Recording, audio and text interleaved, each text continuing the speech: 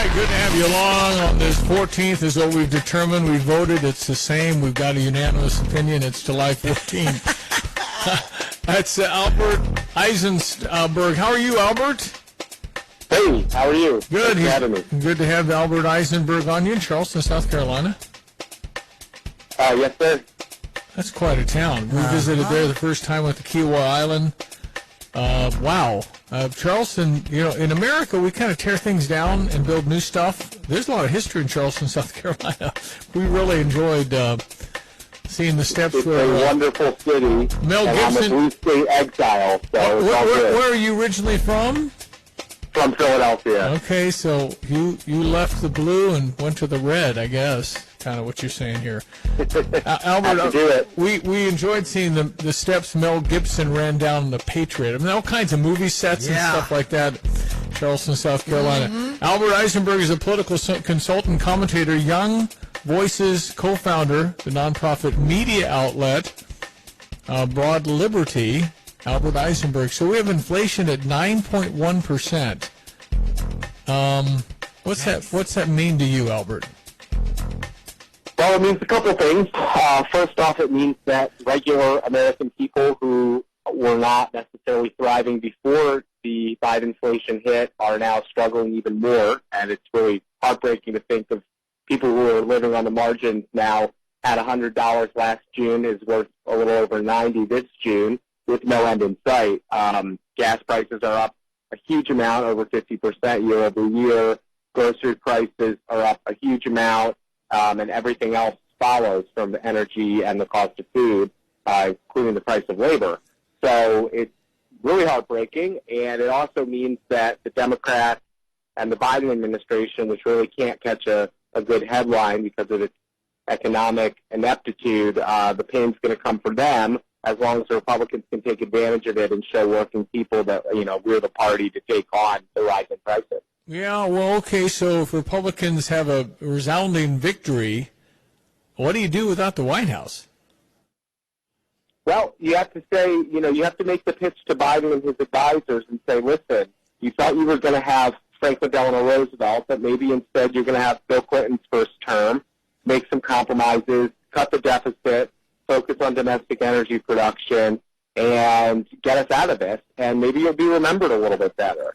At the end of the day, Biden cares about his legacy. I do think there's people in the Biden White House, somewhere maybe you can find them with a microscope, who care about his legacy and want to maybe make some compromises and deliver for the American people. But you're going to have to stand up to the left wing of the Democratic Party and keep embarrassing them. And if the worst case, we'll have 2 more years of inaction and a Republican resounding victory in 2024.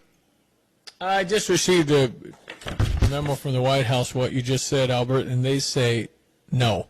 Okay, thank you. They ain't doing that. They're not going to stand up to the left, are they? They're just not going to do that. The left has taken over, Albert. Yes, it certainly has. From the standpoint of it's a tail wagging the dog, isn't it?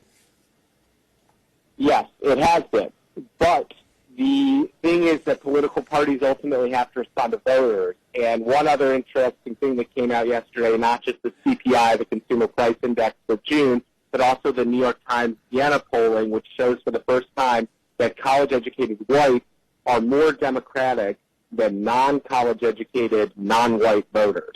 So Democrats are rapidly losing, particularly Hispanic voters, but also Asian and black working-class voters. And at the end of the day, if they lose their base because they can't moderate, something's going to have to fill the vacuum. Either the Democratic Party is going to have to spend some time in the wilderness and refocus itself, or something else is going to come through.